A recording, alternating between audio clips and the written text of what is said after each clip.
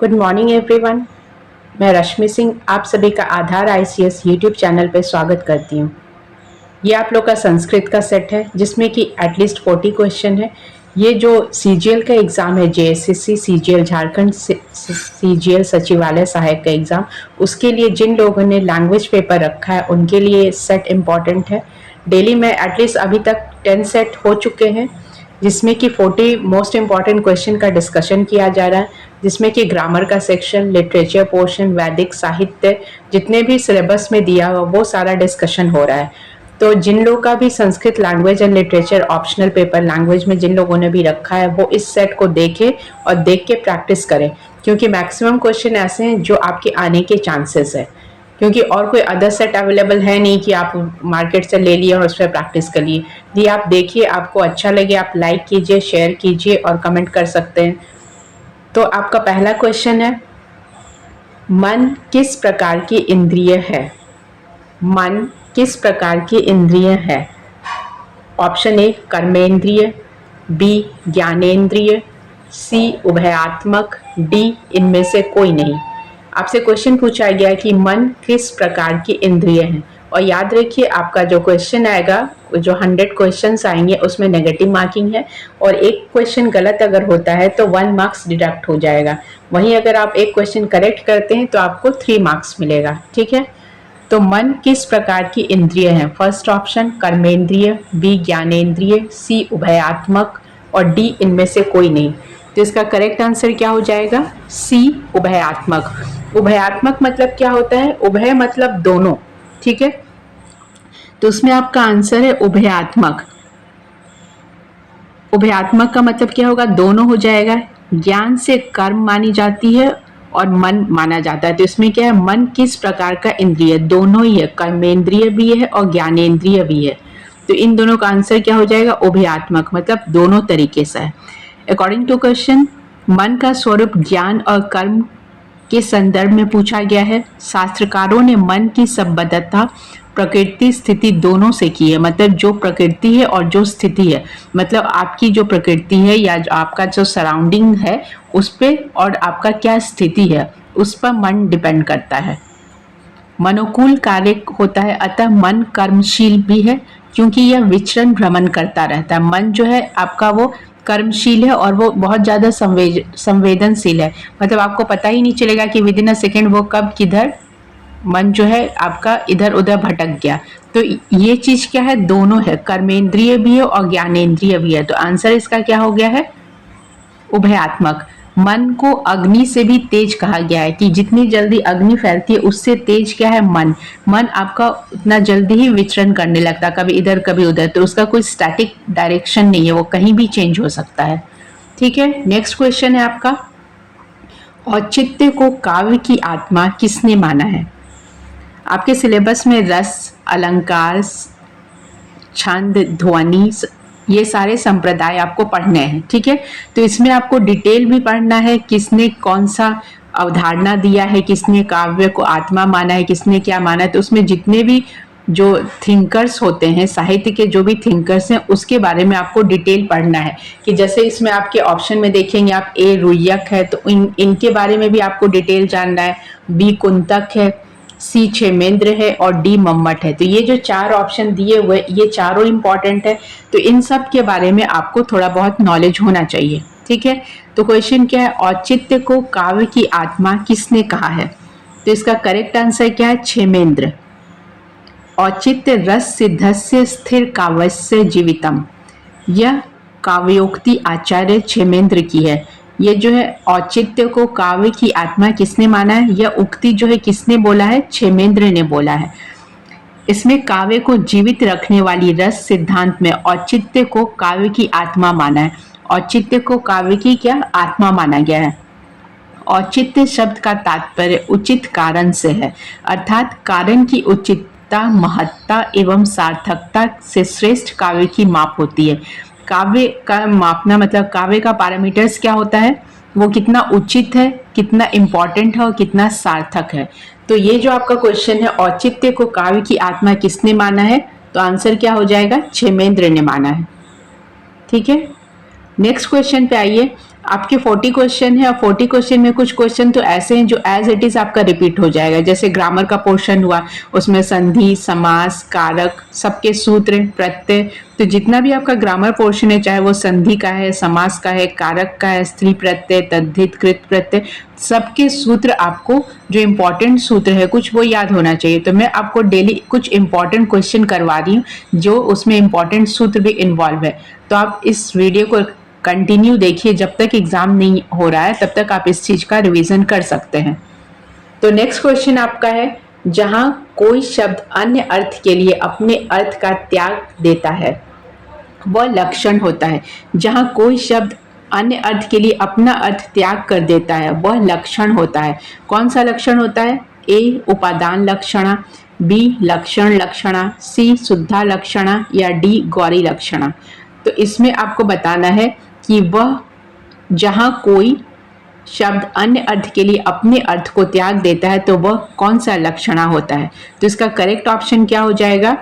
इसका आंसर हो जाएगा लक्षण लक्षणा। तो जब कोई अपना अर्थ त्याग करके कोई अर्थ देता है तो उसको हम लोग क्या कहते हैं? ऐसा अर्थ लक्ष्यार्थ कहलाता है। जब कोई एक शब्द को दूसरे अर्थ के लिए अपने अर्थ को त्याग कर देता है तो ऐसा अर्थ लक्ष्यार्थ कहलाता है और ऐसा लक्षण लक्षणन लक्ष्य कहलाता है। क्या कहलाता है? ये लक्षण लक्षणा कहलाएगा। ठीक है, बाकी जो आपको ऑप्शन दिया हुआ है उस ऑप्शन में शुद्ध लक्षणा, गौरी लक्षणा, लक्षण लक्षणा, आदान लक्षणा, ये सब क्या है? ये लक्षण के 4 प्रकार दिए हुए हैं। ठीक है, नेक्स्ट क्वेश्चन है आपके, लिम्पति तमो अग्नि वर्षाति वांजनम नभ में अलंकार कौन है? आपको एक लाइन दे दिया गया है, इसमें आपसे पूछा गया है कि इसमें कौन सा अलंकार है। ए अप्रियति, बी रूपक, सी उत्प्रेक्षा या डी संदेह। तो इसमें कौन सा अलंकार है? इसका करेक्ट आंसर हो जाएगा सी उत्प्रेक्षा। अब आपको उत्प्रेक्षा अलंकार का प्रयोग कहाँ पे होता है ये आप पहले के एक दो वाले वीडियो देखेंगे तो उसमें मैंने अलंकार के बारे में बताया है कि कहाँ पे इसका प्रयोग होता है। यह उक्ति में उत्प्रेक्षा अलंकार प्रयुक्त है। तमो अग्नि नभ, आकाश को देखकर वर्षा की संभावना व्यक्त की गई है। मतलब आकाश को देखकर, मतलब वेदर फोरकास्ट जो है आसमान को देखकर आप ये किया गया है कि वर्षा हो सकती है। तो यहाँ पे क्या संभावना की गई है।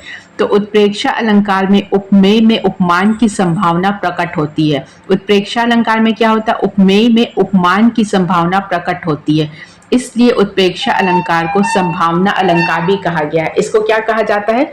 संभावना अलंकार भी कहा जाता है।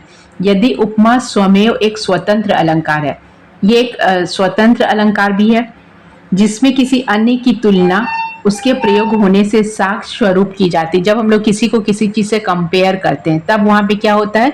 उत्प्रेक्षा अलंकार का यूज होता है। ठीक है, नेक्स्ट क्वेश्चन है आपका, यायजुका। यायजुका शब्द का अर्थ है। यायजुका शब्द का क्या अर्थ होगा? ए यात्राशील, बी भ्रमणशील, सी दुराचारी या डी यज्ञशील। तो ये आपका एक शब्द दे दिया गया है। ये जो शब्द है ये आपका प्रसिद्ध एक ग्रंथ है, इससे लिया है, शिवराज विजय से, जो आपका बुक है सिलेबस में है, आपको ये पढ़ना है। जैसे शिशुपाल वधम पढ़ेंगे, शिवराज विजय पढ़ेंगे, रघुवंशम, किरातार्जुनीयम, ये सब आपको पढ़ना है। तो ये जो शब्द आपको किस बुक से लिया गया है? ये शिवराज विजय से लिया गया है। याजुका का अर्थ क्या होता है? यज्ञ करता है। जो यज्ञ करता है उसके बारे में ये शब्द का यूज हुआ है। जो यज्ञ करता है या जो हवन करता है वो यज्ञशील है, तपस्शील है और साधक है। तो ऐसे शब्द का प्रयोग किस किताब में किया गया है? किस ग्रंथ में किया गया है? शिवराज विजय में किया गया है। शेष शब्द यात्राशील को यायावर कहते हैं, जो बाकी आपको ऑप्शनल दिया है। जो घूमते रहते हैं उसको क्या बोलते हैं? यायावर कहेंगे। भ्रमणशील भी वही हुआ जो जिनको घूमना फिरना अच्छा लगता है। तो इसमें आपसे पूछा गया है कि यायजुका शब्द का क्या अर्थ है? तो यायजुका शब्द का अर्थ क्या हो जाएगा? यज्ञशील। नेक्स्ट क्वेश्चन आइए, इसमें आपका ग्रामर का पोर्शन से क्वेश्चन है। ग्रामर में कारक की दृष्टि से शुद्ध वाक्य चुनिए। आपको 4 वाक्य दे दिया गया है, इसमें आपको शुद्ध चुनना है कि कौन सा शुद्ध है। तो शुद्ध शुद्ध जानने के लिए आपको कारक का सूत्र याद रखना होगा। मैं आपको बहुत बार कारक के सूत्र के बारे में बोल चुकी हूँ कि कुछ कुछ जैसे द्वितीया के, तृतीया के सारे सूत्र बहुत इंपॉर्टेंट है। या चतुर्थी में ही आप आते हैं तो चतुर्थी में भी है अलम, नमः, स्वस्ति, स्वाधा है, या रुचार्थ क्रियामान है, अपवर्गे तृतीया है तृतीया में, या प्रकृत्याभ्य तृतीया है। तो इस तरीके से कुछ सूत्र है जो आपको याद मतलब रटा रटाया होना चाहिए कि आप देखते से बता देंगे कि क्या सही है इसमें। तो आपका पहला ऑप्शन है ए, शिष्याय व्याकरणम बोधयति। ऑप्शन बी, शिष्याय वेदम पाठयति। ऑप्शन सी, शिष्यम व्याकरणम बोधति। ऑप्शन डी, शिष्यम वेदाय पाठयति। 4 लाइन आपको दिया है, इसमें जो ग्रामेटिकली करेक्ट है वो आपको बताना है कि कौन सा अकॉर्डिंग टू व्याकरण सही है। तो आप पहला ऑप्शन देखिए, पहला में क्या है, शिष्याय व्याकरणम बोधति। आपको पूछा जा रहा है कारक की दृष्टि से। इसमें आपको बता दिया गया है कि जो 4 सेंटेंस दिया हुआ है इसमें किसमें कारक का यूज हुआ है। तो शिष्याय व्याकरण बोधयति, बी शिष्याय वेदम पाठयति, सी शिष्यम व्याकरणम बोधयति, या डी शिष्यम वेदाय पाठयति। तो इसमें आपका करेक्ट ऑप्शन क्या हो जाएगा, करेक्ट ऑप्शन है शिष्यम व्याकरणम बोधति।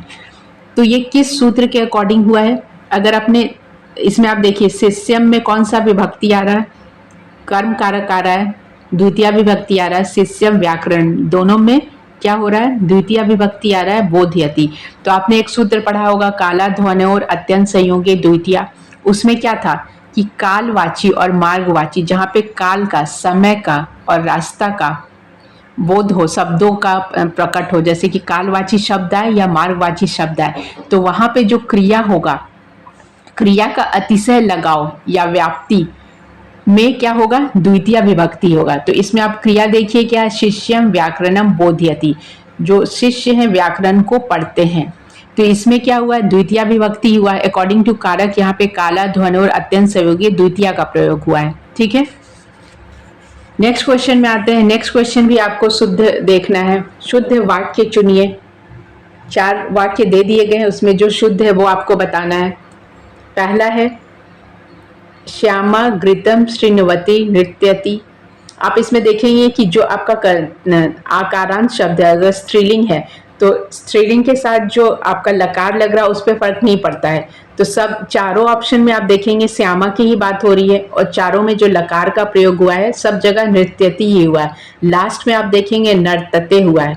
नर्तते का प्रयोग किस काल में होता है, आपको 5 काल पढ़ना बहुत इंपॉर्टेंट है। लट लकार, लंग लकार, लिट लकार, विधिलिंग और लोट लकार, ये सारे काल आपको पढ़ने हैं। तो पहला आपका ऑप्शन है श्यामा घृतम श्रृण्वती नृत्यति। इसमें आपको क्या करना है, जो शुद्ध है वो बताना है।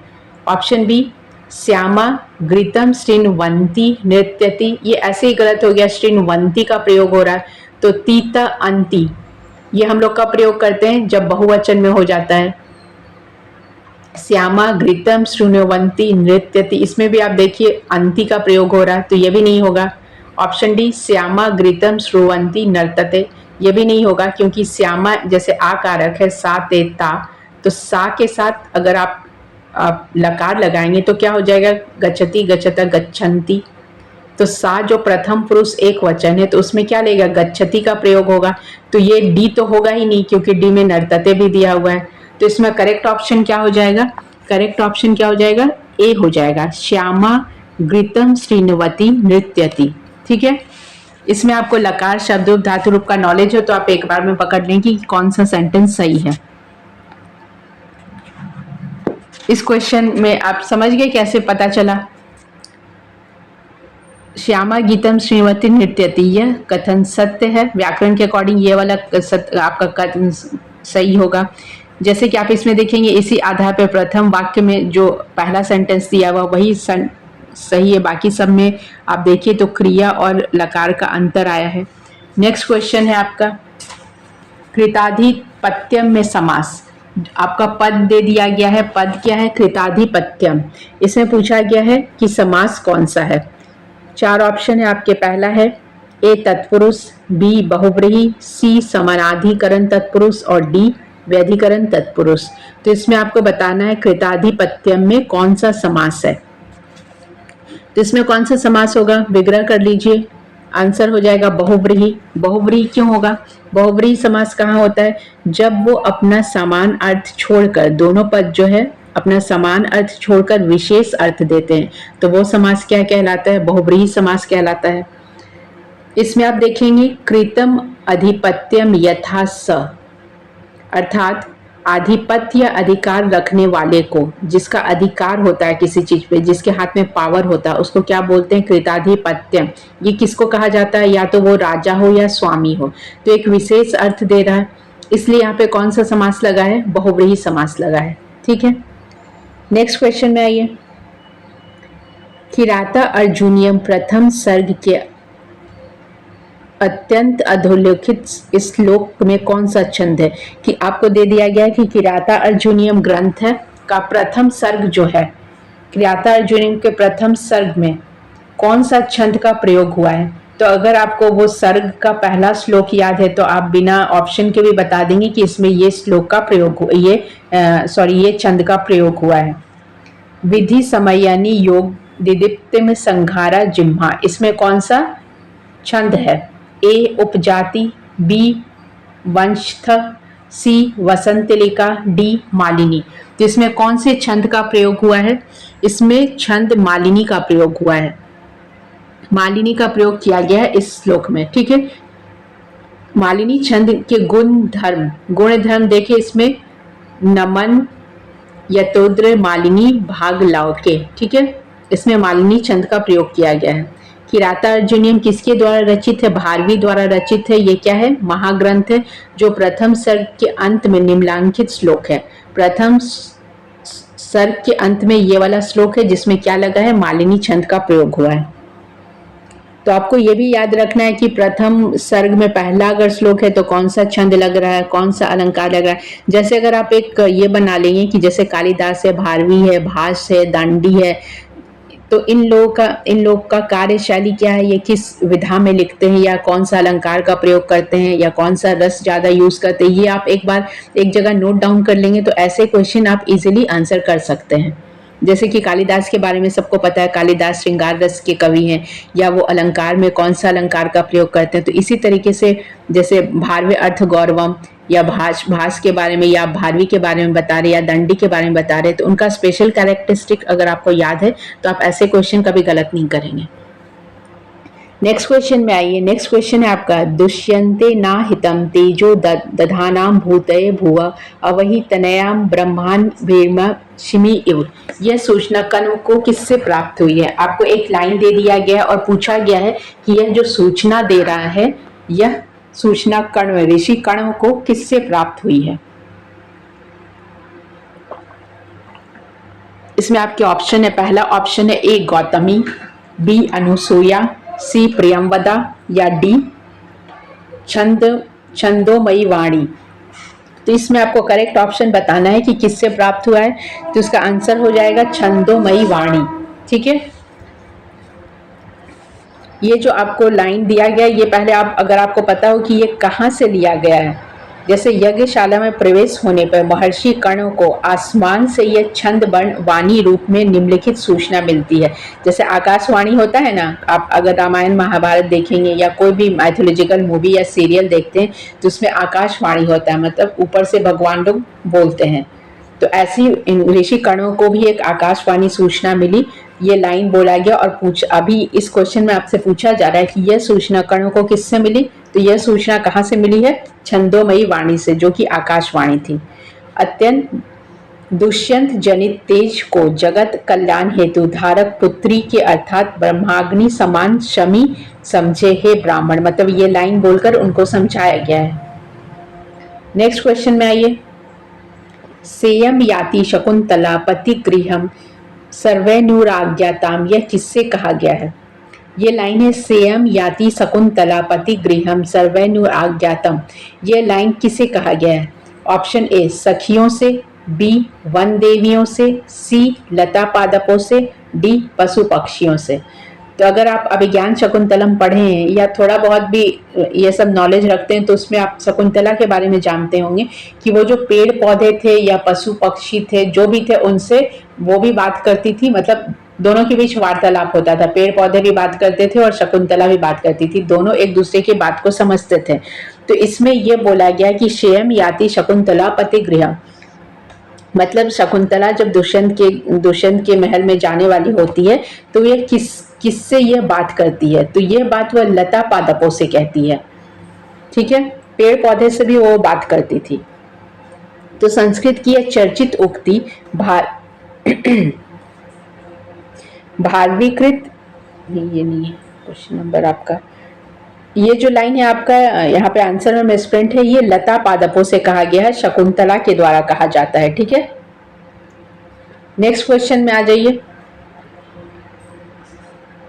लता पौध, ये जो क्वेश्चन है इसमें सेयम याति शकुंतला, ये महर्षि कश्यप द्वारा कही गई पंक्ति पेड़ पौधों के संदर्भ कराते हुए कहा गया है। ये कश्यप बता रहे हैं कि शकुंतला जब जाती है तब वो पेड़ पौधे से ऐसे बात करती है, उनको साक्षी मानती है। ठीक है, लता पौधों से कहा गया है कि जब शकुंतला पति ग्रहण को जा रही है तो तुम एक प्रकृति की साक्षी स्वरूप हो, मतलब जो पेड़ पौधे तुम गवाह हो कि शकुंतला जा रही है। ऐसा किसने कहा था?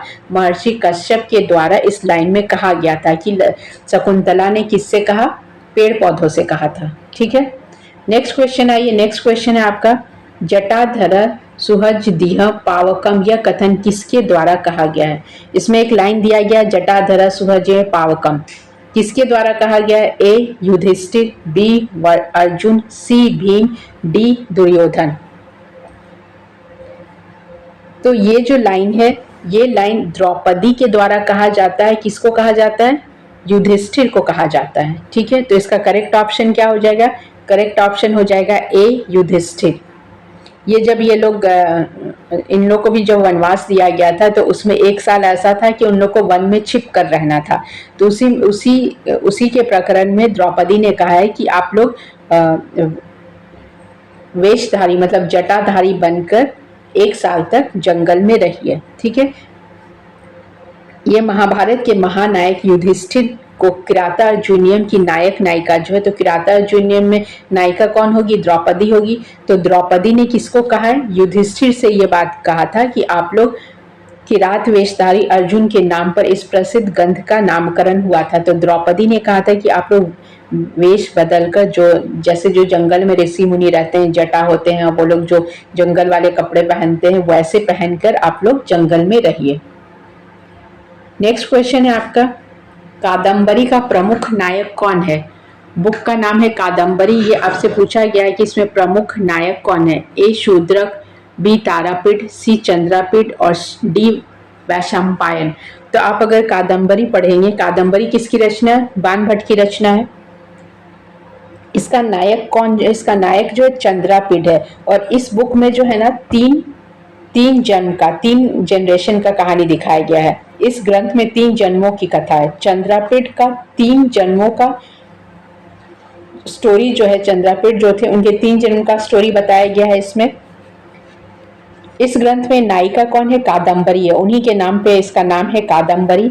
और नायक कौन है? चंद्रपीठ है। तो आपसे पूछा गया है कि इस कादम्बरी का प्रमुख नायक कौन है? तो प्रमुख नायक कौन हो जाएगा? चंद्रापीठ हो जाएगा। नेक्स्ट क्वेश्चन में आइए। नेक्स्ट क्वेश्चन है आपका सत्यम न लक्षितो मया समय वेग। एक लाइन दे दिया गया है आपको, सत्यम न लक्षित मया समवेग। यह लाइन जो है, यह कथन जो है किसका है?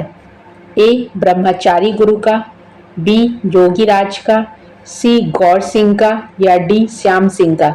ये लास्ट क्लास में भी आप ये लाइन पढ़े हैं कि ये एक लाइन दे दिया गया था और इसी बुक से दिया गया है कि ये किसका है। तो इसका करेक्ट ऑप्शन हो जाएगा बी योगीराज का। ये किस बुक से लिया गया है? ये आपको शिवराज विजय एक ऐतिहासिक उपन्यास है उससे लिया गया है। उसमें योगीराज ने ये बात कहा है कि सत्य है कि मैंने समय के वेग को या गति को नहीं पहचाना।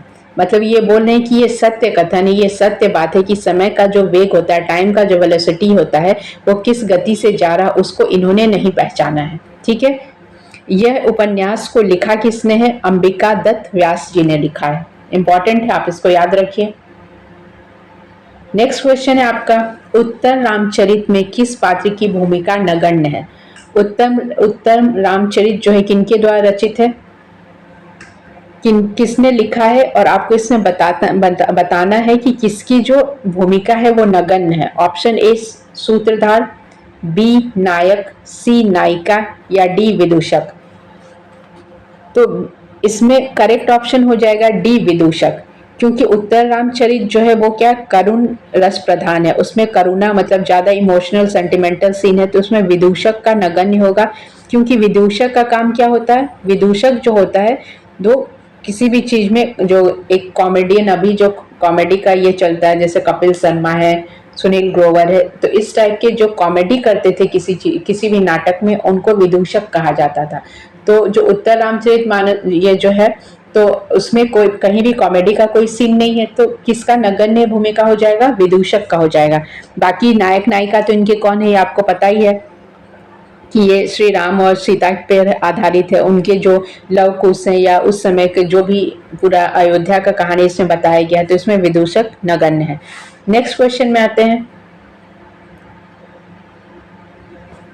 नेक्स्ट क्वेश्चन है आपका, कौन सा कथन गलत है। आपको 4 सेंटेंस दिया हुआ है, 4 सेंटेंस से पूछा गया है कि कौन सा कथन जो है वो गलत होगा। संस्कृत में वचनों की संख्या 3 होती है। संस्कृत में कितने वचन होते हैं, एक वचन, द्विवचन, बहुवचन। तो ये सेंटेंस सही है, गलत नहीं है। संस्कृत में पुरुषों की संख्या 3 होती है। पुरुष कितने होते हैं, पुरुष 3 होते हैं, प्रथम पुरुष, मध्यम पुरुष, उत्तम पुरुष। ये भी सही है।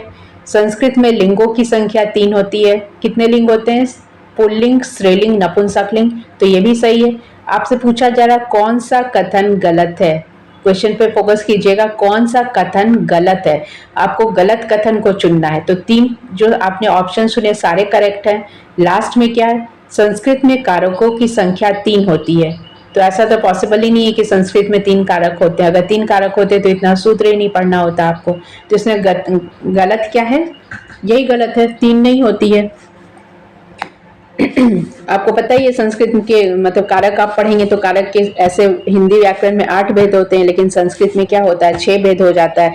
आपको प्रथम द्वितीय से लेके सप्तमी तक का जो सूत्र है वो सारा याद करना पड़ता है विथ एग्जाम्पल। ठीक है, नेक्स्ट क्वेश्चन में आइए।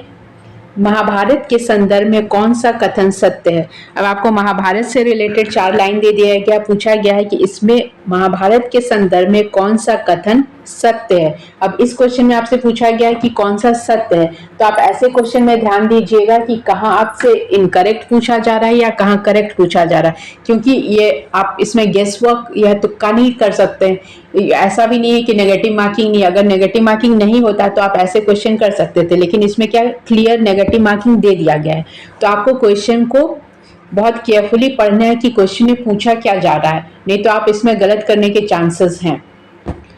पहला ऑप्शन है आपका, इसमें 3 लाख श्लोक हैं। तो महाभारत अगर आपने पढ़ा होगा तो आपको पता होगा कि महाभारत में कितने श्लोक हैं। इंपॉर्टेंट क्वेश्चन है कि महाभारत में कितने श्लोक है। तो महाभारत में कुल श्लोकों की संख्या 1 लाख है, 3 लाख नहीं है। कितने श्लोक हैं, 1 लाख श्लोक हैं। इसकी कथा वस्तु 18 पर्वों में विभक्त है। इसमें दूसरा लाइन है कि इसकी जो कथा वस्तु है वो 18 पर्वों में विभक्त है। तीसरा है यह पौराणिक उपन्यास है, और लास्ट है यह विश्व का सबसे बड़ा खंड काव्य है। तो यह पौराणिक उपन्यास है या नहीं है, ये करेक्ट है या नहीं, ये आप कैसे बताएंगे। यह पौराणिक उपन्यास नहीं है। और जो आपका लास्ट है यह विश्व का सबसे बड़ा खंड काव्य है, ये विश्व का सबसे बड़ा खंड काव्य भी नहीं है। महाभारत सबसे बड़ा महाकाव्य कहा जाता है। ठीक है, अध्याय इसमें कुल 18 हैं। इसके रचनाकार वेदव्यास है। ये सारे इंपॉर्टेंट लाइन है जो आपको महाभारत के बारे में जानना बहुत इंपॉर्टेंट है। कुल इसमें 1 लाख श्लोक है। ठीक है, इसमें इस श्लोक के साथ साथ इसमें भगवत गीता का भी श्लोक है, वो भी उसी में इंक्लूड किया गया है। तो इसका करेक्ट ऑप्शन क्या हो जाएगा, इसका करेक्ट ऑप्शन है इसकी कथा वस्तु 18 पर्वों में विभक्त है, यही सही लाइन है, बाकी जितने हैं सब गलत हैं। नेक्स्ट क्वेश्चन में आते हैं। व्यधिकरण तत्पुरुष समास के कितने भेद हैं। अब आपसे इसमें समास से पूछा जा रहा है, तो व्यधिकरण तत्पुरुष, तो तत्पुरुष समास आपको आंसर करने के लिए आपको कारक का नॉलेज होना बहुत जरूरी है कि कारक कितने होते हैं। कारक जितने होते हैं तत्पुरुष समास के उतने ही भेद होंगे। तो पहला ऑप्शन है A 4, B 5, C 6, D 7। तो कारक के कितने भेद हैं, अगर आप द्वितीया से सप्तमी तक बोलेंगे तो कारक के कितने भेद होते हैं? कर्ता और संबोधन को पहला और जो लास्ट वाला उसको छोड़ दिया जाता है, तो 6 होते हैं। तो कितने, इसमें करेक्ट ऑप्शन क्या हो जाएगा? C6। ठीक है, 6 भेद होते हैं। अब 6 भेद तो आपको पता ही होगा, इतने देर से आप पढ़ रहे हैं, तो कौन कौन से भेद होंगे।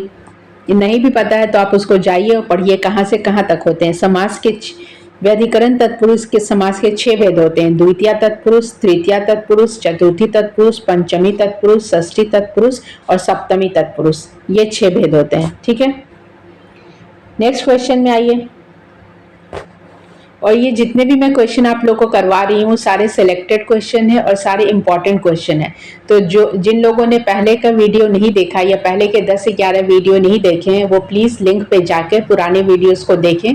और अगर आपका संस्कृत आपने रखा है तो वो आपके लिए बेनिफिशियल होगा। अगर आप छोड़ देते हैं तो ऐसा हो सकता है कि आप बाद में वीडियो को देख लें और आपको लगा कि इसी में से क्वेश्चन आया हो और आपने नहीं पढ़ा। तो इससे अच्छा है कि अगर आपके पास और कोई ऑप्शन पढ़ने का नहीं है तो आप वीडियो देख के अपना रिवीजन कंटिन्यू कर सकते हैं। क्योंकि आप मार्केट में लेने जाएंगे कि आपको एमसीक्यू फॉर्मेट में क्वेश्चन मिल जाए, तो ऐसा अभी तो अवेलेबल नहीं है। मे बी लास्ट एग्जाम के 10 दिन पहले आए, तो वो आप ले भी लेंगे तो इतना पढ़ नहीं पाएंगे। तो अगर आपको रिवीजन करना है तो मैं ये नहीं बोल रही हूँ कि ये बेस्ट ऑप्शन है, लेकिन ये एक ऑप्शन तो है आपके पास कि आप इससे अपना रिवीजन कर सकते हैं। नेक्स्ट क्वेश्चन है, स्फुटता न पर पैपाकृता न च स्वीकार अर्थम गौरवम, यह किस काव्य संबंध है? आपको एक लाइन दे दिया गया है कि ये किस काव्य से लिया गया है। स्फुटता न पदय पर पाकृता न च स्वीकार अर्थम गौरवम, यह काव्य किस काव्य से संबंध है? तो आप लास्ट लाइन देखेंगे गौरवम दिया हुआ है। अगर आप इस तरीके से पकड़ते हैं कि लास्ट लाइन से या कौन सा इंपॉर्टेंट है तो आप बता देंगे कि ये कहाँ से लिया गया है। यह पद्यांश किरातार्जुनीयम महाकाव्य से संबंध है। किरातार्जुनीयम किसने लिखा है? भारवी ने लिखा है। तो आप देखेंगे भारवे अर्थ गौरवम आपने पढ़ा होगा। अगर आपका संस्कृत यूपीएससी या स्टेट पीसीएस में अगर आप रखते हैं तो भारवे अर्थ गौरवम पे ऐसे लिखने को आता है। मोर देन 2000 वर्ड्स में आप इसमें ऐसे लिखिए। तो अगर आप गौरवम वर्ड पकड़ते हैं तो आप तुरंत पकड़ लेंगे कि ये जो है भारवी द्वारा रचित है। भारवी द्वारा रचित क्या है? किरातार्जुनीयम है। तो आप तुरंत इस चीज को, क्लू आपका दिया हुआ है क्वेश्चन में ही, तो आप करेक्ट ऑप्शन वहां से सिलेक्ट कर सकते हैं। वैसे आपके ऑप्शन है, पहला ऑप्शन है शिशुपाल वधम, बी किरातार्जुनीयम, सी जानकीहरम और डी रघुवंशम। तो इसमें करेक्ट ऑप्शन क्या हो जाएगा? करेक्ट ऑप्शन आपका हो जाएगा किरातार्जुनीयम। किरातार्जुनीयम महाकवि भारवी की रचना है जो बृहत्त्रयी का प्रथम अंक है। इसके पहले वाले क्लास में मैंने बताया है कि बृहत्त्रयी में कौन होता है और लघुत्रयी में कौन होता है। अगर आपको याद है तो आप आंसर कर सकते हैं। इसमें महाकवि भारवी के अर्थ गौरव के विषय में वर्णन किया गया है। उनके अर्थ गौरव के बारे में वर्णन किया गया है। संस्कृत अर्थ और उस अर्थ का भावोद्वेग स्फोट आह्लादकारी होना चाहिए, तभी ग्रंथ का अमर होता है। कोई ग्रंथ में क्या इंपॉर्टेंट होता है? उसका अर्थ और स्फोट जो है वो दोनों क्या होता है? भावोद्रेक स्फोट होना चाहिए, मतलब इमोशनल सेंटिमेंटल होना चाहिए, तभी वो ग्रंथ पढ़ने लायक या इंपॉर्टेंट होता है। ठीक है, नेक्स्ट क्वेश्चन में ये नेक्स्ट क्वेश्चन आपका ग्रामर से है। ए तथा अ की सवर्ण संज्ञा पाणिनि को अभिष्ट है या नहीं? अब इसमें आपको दो दे दिया गया है, स्वर दे दिया गया ए तथा अ, सवर्ण संज्ञा पाणिनि को अभिष्ट है या नहीं? ऑप्शन है ए हाँ, बी नहीं, सी दोनों में सवर्ण संज्ञा की परिभाषा ही नहीं लागू होती, या डी इनमें से कोई नहीं। तो इसमें सवर्ण संज्ञा क्या है? सवर्ण संज्ञा हम लोग किसको बोलते हैं? वैसे सवर्ण, वैसे वर्ण जो सवर्ण हो, सुनने में एक जैसे होते हैं। जैसे अ को अका सवर्ण दीर्घ का जो सूत्र का प्रयोग होता है, अ मिलके क्या हो जाता है? आ हो जाता है। हर्ष और दीर्घ ई मिलके दीर्घ ई हो जाता है। वैसे हर्ष उ और दीर्घ उ मिलके दीर्घ उ हो जाता है। तो यहाँ पे ये क्वेश्चन है कि ए और ए की सवर्ण संज्ञा पाणिनि को अभिष्ट है या नहीं। तो जब तक आप सवर्ण संज्ञा नहीं जानेंगे किसको बोलते हैं, तब तक ये क्वेश्चन आप आंसर नहीं कर सकते हैं। तो इसका करेक्ट ऑप्शन क्या हो जाएगा? बी नहीं है। क्यों नहीं है? क्यों नहीं है के लिए आपको जानना पड़ेगा कि ए और ए का उच्चारण स्थान क्या होता है। आपको मैंने बोला है कि आपको जितना भी उच्चारण स्थान है, जैसे अकुह कंठ, विसर्जयानाम कंठ, उसी तरीके से अवर्ग क, अ आ क वर्ग का, ई च वर्ग का, उ प वर्ग का, इस तरीके से आपको पूरा उच्चारण स्थान याद होना चाहिए, तभी आप इस तरीके के क्वेश्चन का आंसर कर सकते हैं। ठीक है, तो इसमें क्वेश्चन दिया प्रसिद्ध व्याकरण एवं ग्रंथ अष्टाध्यायी के अनुसार, अकॉर्डिंग टू अष्टाध्यायी अ ई उ री ली स्वर को पाणिनि ने अपने ग्रंथ में अष्टाध्यायी में क्या माना? सवर्ण माना है। किसको माना है? अ उ ई री और री को, स्वर को पाणिनि अपने ग्रंथ जो है उनका अष्टाध्यायी उसमें सवर्ण माना है। ठीक है, क्योंकि ये स्वतंत्र स्वर है, इनको बोलने के लिए आपको किसी और का सहायता नहीं लेना पड़ता है। अगर आप अ बोलेंगे तो अकेले अ आएगा, लेकिन आप क च प कुछ भी बोलते हैं तो उसमें अ के हेल्प के बिना आप क का उच्चारण नहीं कर सकते हैं। इसको बोलने के लिए सरल एवं सहज ध्वनि की जरूरत पड़ती है। ठीक है, नियम है कि हर्ष और दीर्घ इन स्वरों से परे हर्ष या दीर्घ स्वर पुनः आए तो दोनों स्थितियों में क्रमशः आ ई उ री, जो मैंने आपको अक सवर्ण दीर्घ बोला, अगर आ होता है, दीर्घ ई होता है, दीर्घ उ या री में नीचे एक और री की मात्रा होती है, तो ये किसके सूत्र से आता है? अक सवर्ण दीर्घ से आता है। ठीक है, नेक्स्ट क्वेश्चन में आइए। नेक्स्ट आपका समास से है। समास का शब्द आपका दिया हुआ परस्मैई पद, परस्मैई पदम में कौन सा समास है? ए अव्ययी भाव, बी कर्मधारय, सी तत्पुरुष या डी केवल समास? तो इसका ऑप्शन क्या हो जाएगा? परस्मैई पद। जब आप इसका विग्रह करेंगे, परस्मैई मतलब क्या होता है? संस्कृत में आपने धातु रूप, शब्द रूप धातु रूप पढ़ते हैं, तो धातु रूप में, शब्द रूप में आपका आता है आत्मनेयी पद और परस्मैई पद। परस्मैई से मतलब पर मतलब दूसरों के लिए, और आत्मनेयी पद जो होता है अपने लिए। तो इसमें आपका पूछा गया है कि इसमें कौन सा समास है, क्योंकि जिस पद से परे पराये मतलब दूसरों का बोध हो तो वो परस्मैई पद कहलाता है। तो इसमें क्या है? तत्पुरुष की भाव है। तत्पुरुष के कितने भेद आपने पढ़े थे? क्योंकि ये कारक के 6 भेद है, तो तत्पुरुष समास के भी 6 भेद होते हैं। तो आप इसका विग्रह करेंगे तो विग्रह से क्या पता चलेगा? परस्मैई पद का जो पद दूसरों के लिए आए, तो यहाँ पे तत्पुरुष समास का बोध हो रहा है, तत् और पुरुष लग रहा है। ठीक है, इसलिए तत्पुरुष का अर्थ दूसरा पुरुष है। इसमें जो धातु लगता है, जैसे परस्मैई पद का धातु आप पढ़ेंगे, क्रिया के रूपों को पराध का बोध कराता, मतलब वैसे क्रिया जो दूसरों के द्वारा होता है वहां पे हम लोग परस्मैई पद लगाते हैं, इसलिए यहाँ पे समास क्या हो जाएगा? तत्पुरुष समास होगा। ठीक है, नेक्स्ट क्वेश्चन में आइए। नेक्स्ट क्वेश्चन है आपका समिधा धानम का विग्रह क्या है? आपको शब्द दे दिया गया है, ये संधि से है। ठीक है, संधि से पूछा गया है। देखिए, आप संधि पढ़िए, समास पढ़िए, कारक पढ़िए, आपको सबके सूत्र याद होने चाहिए, ये बहुत इंपॉर्टेंट है, ये आपका रिक्वायर्ड है। अगर आपको सूत्र नहीं याद है तो आप जैसे प्रत्यय है, स्त्री प्रत्यय है, कारक है, समास है, ये सब आप चाह के भी गलत आपसे हो ही जाएगा, क्योंकि कुछ कुछ अपवाद सूत्र भी हैं। कुछ जैसे इसके पहले वाले क्लास में मैंने बताया था कि एक आपको लग रहा था कि वो प्रत्यय है, लेकिन वो प्रत्यय का सूत्र नहीं था, वो किसका सूत्र था? अयादि संधि का सूत्र था। अयादि संधि किस में आता है? स्वर संधि में आता है। तो कुछ सूत्र ऐसे होते हैं जो अपवाद के स्वरूप होते हैं। ठीक है, तो आपका क्वेश्चन क्या है? समाधि धानम का विग्रह। तो इसका पहला ऑप्शन है समिध प्लस आधानम, ऑप्शन बी समिध प्लस आधानम, ऑप्शन डी समिधा प्लस धानम, ऑप्शन डी समिध प्लस आधानम। तो इसका करेक्ट ऑप्शन क्या हो जाएगा? इसका करेक्ट ऑप्शन होगा समिध प्लस आधानम, समिधानम। ये किस सूत्र से होगा? वही अक सवर्ण्य दीर्घ। मैंने अक सवर्ण्य दीर्घ सूत्र आपको बहुत बार बताई कि ये सूत्र का प्रयोग कहाँ पे होता है? जहां अ ई उ री ले के बाद पुनः वही स्वर आए, पुनः वही स्वर आए, तब वहां पे क्या हो जाता है? अक सवर्ण दीर्घ का प्रयोग होता है। नेक्स्ट क्वेश्चन में आइए। नेक्स्ट आपका है अह रह। आपका शब्द या पद बोलिए, अह रह का विग्रह क्या होगा? आपसे इसमें सिर्फ विग्रह पूछा है, आपसे ये नहीं पूछा है कि कौन सा संधि है या किसके अनुसार है। पहला ऑप्शन है आपका अह जोड़ अह, दूसरा है अहर जोड़ अह विसर्ग के साथ, थर्ड है अहन जोड़ अह, और डी है अहन जोड़ री जोड़ अहन। इसमें कौन सा सही ऑप्शन है? तो आपका सही ऑप्शन है अहन प्लस अह। अहन प्लस अह क्या हो जाएगा, सही ऑप्शन हो जाएगा। नेक्स्ट क्वेश्चन आते हैं।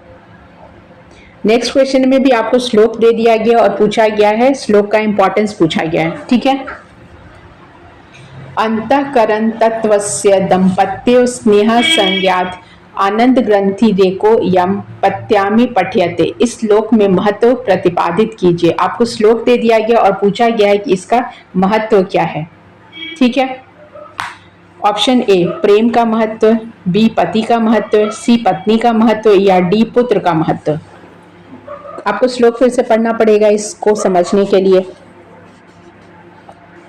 अंतःकरण तत्व दाम्पत्यो स्नेहश्रयात आनंद ग्रंथि रेको अमयम पत्यामी पठायते। इस श्लोक में दंपति के लिए सुख आनंद की ग्रंथि वस्तुतः संतान सुख या संतान की प्राप्ति के लिए किया गया है। तो ये किसके लिए, इसका करेक्ट आंसर क्या हो जाएगा, पुत्र का महत्व है। पुत्र प्राप्ति के लिए जो कार्य हुआ है उसका के बारे में विवेचना यहाँ पे की गई है, ठीक है। नेक्स्ट क्वेश्चन में आते हैं। नेक्स्ट क्वेश्चन है आपका, रात्रि गम्यष्यति भविष्यति सुप्रभातम पद्यांश का संबंध किस रचनाकार से है। आपको एक लाइन दे दिया गया और पूछा गया है कि ये जो पद्यांश है किस रचनाकार ने किया है। तो ये किस रचनाकार के द्वारा किया गया है।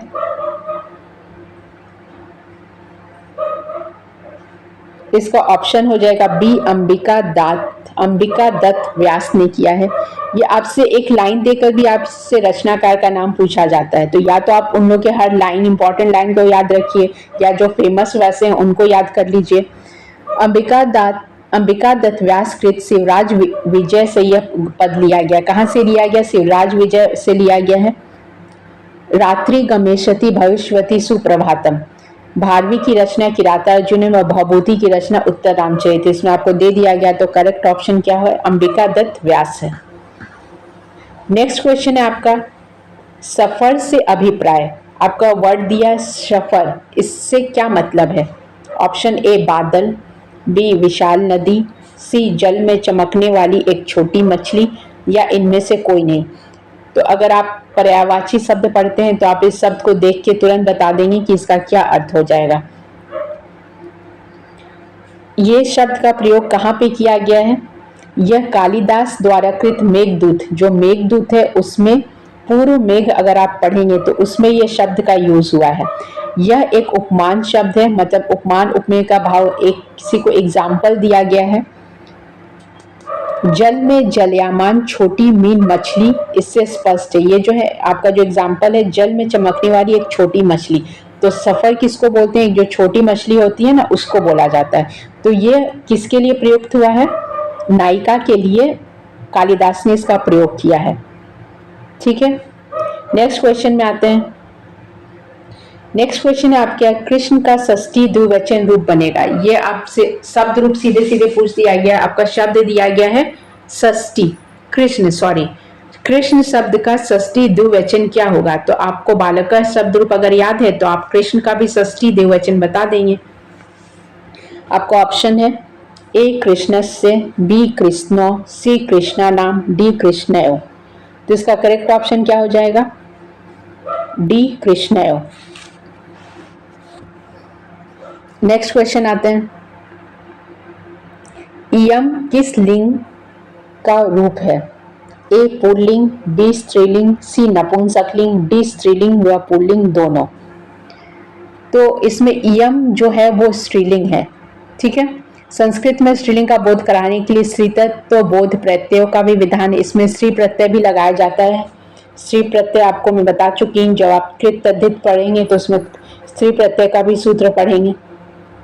नेक्स्ट क्वेश्चन है, षठ सप्तति। षठ सप्तति का क्या अर्थ है। ए 76, बी 67, डी 660 या सी 660 या डी 607।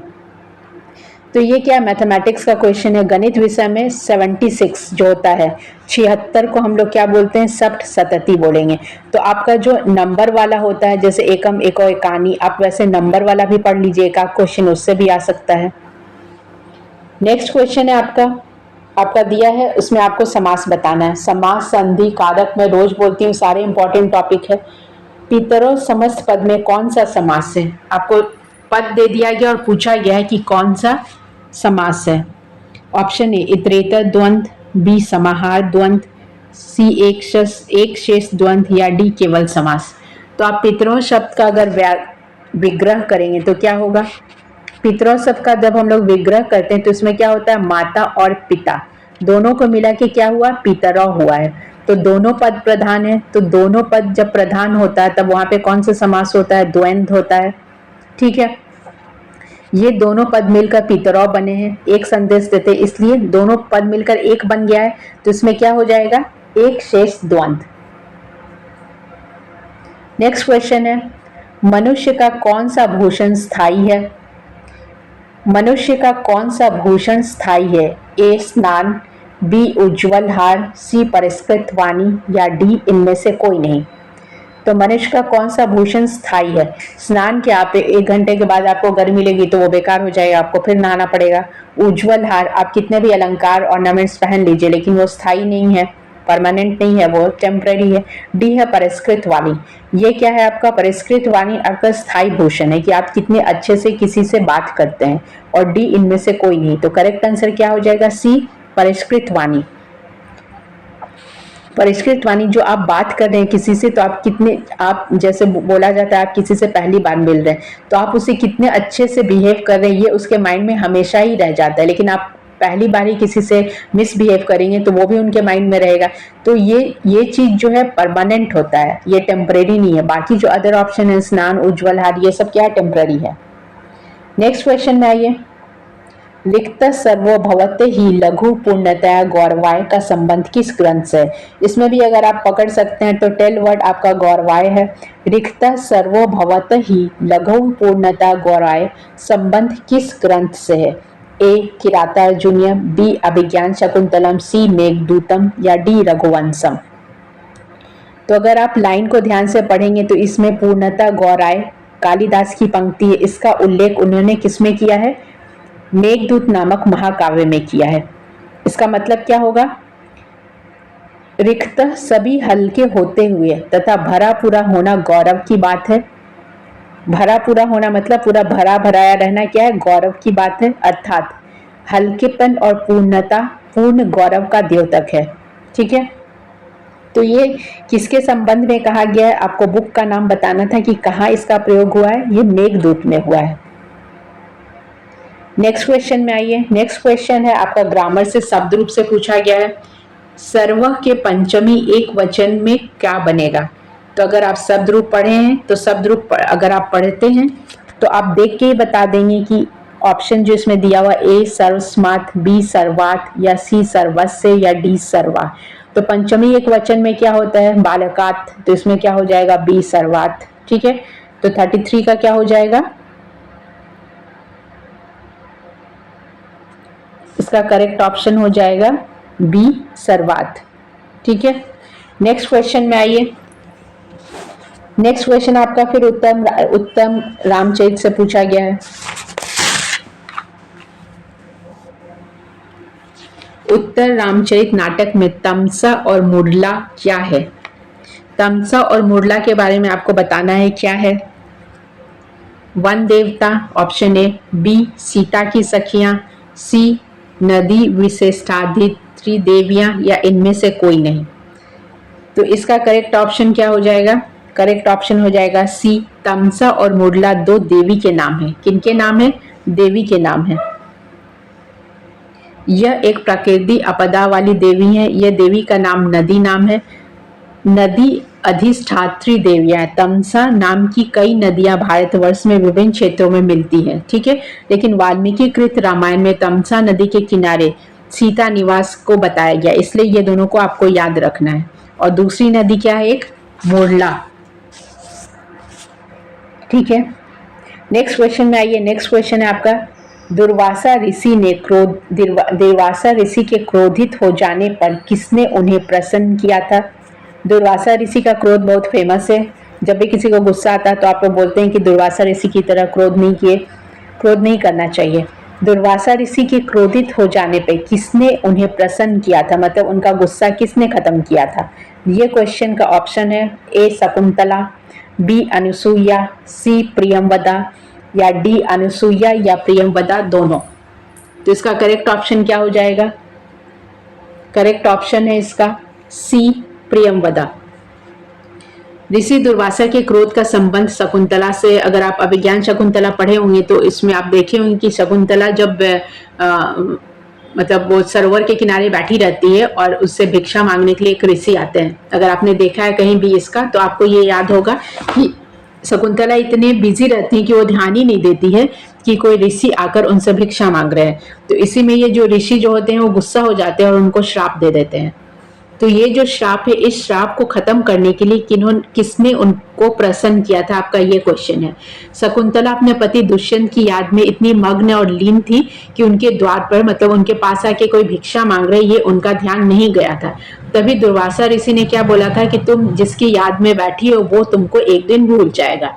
तो हुआ क्या था कि शकुंतला के हाथ में एक रिंग था, अंगूठी था, तो वो मछली को दाना खिला रही थी उस समय। तो मछली के पेट में वो रिंग जो दुष्यंत ने उनको दिया था, तो वो रिंग मछली के पेट में चला जाता है। और जब शकुंतला जाती है दुष्यंत के महल में, तो दुष्यंत ने उनको पहचानने से मना कर दिया था कि मैं नहीं जानता हूँ कि तुम कौन हो।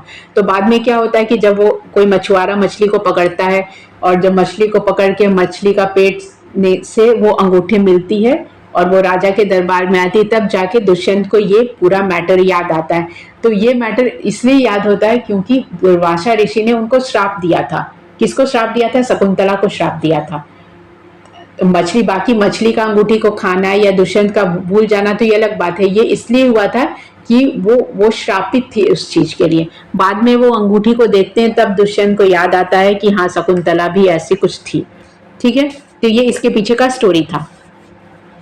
शकुंतला अपने पति की याद में रहती है और वो अंगूठी जो है उनके हाथ से निकल जाता है। इसी पे उनको दुर्वासा ऋषि जो श्राप दिए थे। ठीक है, दुर्वासा क्रोधवश पति के विरह और देरी से, मतलब उनको भूल जाते हैं, उसका वो श्राप दिए थे। यह बात सुनकर शकुंतला उनके चरणों में गिर पड़ी थी और क्षमा याचना करने लगी थी। ठीक है, लेकिन इसका आंसर इसमें क्या बता रहा है? प्रियंवदा ने उनको प्रसन्न किया था। बाद में आगे का स्टोरी ये दिया गया है कि उस प्रियंवदा उनसे मिलती है, बात करती है, फिर उनको सारा वो जो उस समय का स्टेटस है वो बताती है। ठीक है, नेक्स्ट क्वेश्चन में आइए। कवि कालिदास के संबंध में निम्नलिखित में से कौन सा कथन असत्य है? कालिदास के बारे में आपको लाइन दिया गया और पूछा गया कौन सा असत्य है। कालिदास ने अपने किसी भी ग्रंथ में अपने जीवन से संबंध किसी भी बात का उल्लेख नहीं किया है। यह फर्स्ट ऑप्शन है। ऑप्शन बी, वे कश्मीर के निवासी थे। इसमें आपसे पूछना है कौन सा कथन असत्य है। ठीक है, नेक्स्ट क्वेश्चन है, कालिदास का उज्जैनी के प्रति विशेष आग्रह था। वे शिव की उपासना करते थे। तो आपको ये 4 लाइन में बताना है कि कौन सा सही नहीं है। तो इसका करेक्ट ऑप्शन क्या है? करेक्ट ऑप्शन है इसका बी, वे कश्मीर के निवासी थे। वे कश्मीर के निवासी नहीं थे। कालिदास कहाँ के निवासी थे? वो उज्जैन के निवासी थे और वे शिव के उपासक थे। उन्होंने अपने जीवन वृत्त किसी ग्रंथ में नहीं दिया। सही है ये, उन्होंने अपनी लाइफ टाइम किसी के अपने बारे में कहीं भी उन्हें डिस्क्रिप्शन नहीं दिया है। ठीक है, और वो जो 9 रत्न कहलाते थे विक्रमादित्य के टाइम के पीरियड में, वो 9 रत्न में से एक थे। ठीक है, चंद्रगुप्त सम्राट चंद्रगुप्त द्वितीय जो थे विक्रमादित्य के दरबारी थे और वो 9 रत्नों में अग्रगण्य थे। उनके नाटक और काव्य ग्रंथ वैश्विक धरोहर है। उनके जैसा किसी ने नहीं लिखा। जैसा उसने शकुंतला, मेघदूत, इन सब में वर्णन किया है, वैसा पहले किसी ने नहीं किया था। नेक्स्ट क्वेश्चन है आपका, किरातार्जुनीय में करुणाधिम पस्य शब्द का प्रयोग किया गया है। ये किसके लिए ये शब्द का प्रयोग किया गया है? ए, युधिष्ठिर के लिए, बी, अर्जुन के लिए, सी, दुर्योधन के लिए या डी, भीम के लिए। तो इसका करेक्ट ऑप्शन क्या हो जाएगा? सी, दुर्योधन के लिए। भारवी ने अपने ग्रंथ, ये ग्रंथ किसने लिखा है? किरातार्जुनीय भारवी ने लिखा है। करुणाधिपस्य शब्द दुर्योधन के लिए प्रयोग किया गया है। इससे स्पष्ट होता है कि दुर्योधन कुरुकुल के संबंध थे और कुरुओं में अधिपति स्वरूप भी है, मतलब जो कौरव के वंश के थे और कौरव में सबसे बड़े वो थे, इसलिए उनको क्या कहा गया है? कुरुनाम अधिपस्य। नेक्स्ट क्वेश्चन है आपका, परमात्मने नमः, यहाँ नमः के योग में जो विभक्ति है वो क्या है? तो आपको मैंने बहुत बार एक बताया है कि जैसे रुचार्थानाम प्रिय नाम अपवर्गे तृतीया प्रकृताभ्याम, तो इस तरीके से नमः शब्द में कौन सा विभक्ति का प्रयोग होता है? अगर आप पढ़ेंगे नमः स्वस्ति स्वाधा हलम वशट योगाच, इसमें चतुर्थी विभक्ति का प्रयोग होता है। तो इसमें आपको ऑप्शन है ए कारक विभक्ति, बी उपपद विभक्ति, सी कारक और उपपद दोनों, या डी इनमें से कोई नहीं। तो इसका करेक्ट ऑप्शन क्या हो जाएगा? करेक्ट ऑप्शन है इसका बी कारक विभक्ति। नेक्स्ट क्वेश्चन, त्रिभुवन प्रसव भूमि एवं विस्तार नाम विशेषण किसके लिए प्रयुक्त हुआ है? आपका शब्द दे दिया गया त्रिभुवन प्रसव भूमि एवं, किसके लिए प्रयुक्त हुआ है? ए उज्जैनी, बी विंध्यावटी, सी विदिशा, या डी हेमकूट। तो ये किसके लिए प्रयोग हुआ है? सी विदिशा के लिए हुआ है। यह विशेषण विदिशा नामक प्राचीन नगरी के लिए हुआ है। 3 भुवनों मतलब यहाँ 3 लोकों की बात की गई है। 3 लोकों को जन्म देने वाली विस्तृत भूमि विदिशा है। इसका प्राचीन उल्लेख बाणभट्ट की रचना कादम्बरी में मिलता है। अगर आप कादम्बरी पढ़ेंगे तो उसमें आपको इसका उल्लेख मिलता है, जो कि हर्ष द्वारा रचित है। नेक्स्ट क्वेश्चन में आते हैं, नृ शब्द के प्रथमा विभक्ति का एक वचन रूप क्या होगा? से बहुत इजी क्वेश्चन, प्रथमा विभक्ति का एक वचन पूछा जा रहा है, मतलब पहला क्या होगा इसका? ऑप्शन है नरः, बी ना, सी न और डी नृ। तो इसका करेक्ट ऑप्शन क्या हो जाएगा? बी। करेक्ट ऑप्शन हो जाएगा बी ना। ठीक है, तो इसमें आप लोग के 40 क्वेश्चंस थे। 40 क्वेश्चन का मैंने डिस्कशन कर दिया है।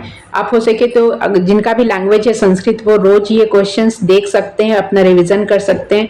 और आप लोग के लिए झारखंड का करंट अफेयर्स सेशन भी चल रहा है, जो कि अब कंप्लीट होने वाला है। उसमें हार्डली 2 और 3 सेशन और चलेगा, जिसमें कि बजट स्पेशल होगा, फॉरेस्ट रिपोर्ट होगा, इकोनॉमिक सर्वे होगा। उसके बाद बिहार बीपीएससी के लिए, जो कि 30 सितंबर को है, उसके लिए करंट अफेयर्स स्टार्ट होने वाला है। So thanks for watching this and stay tuned for new updates.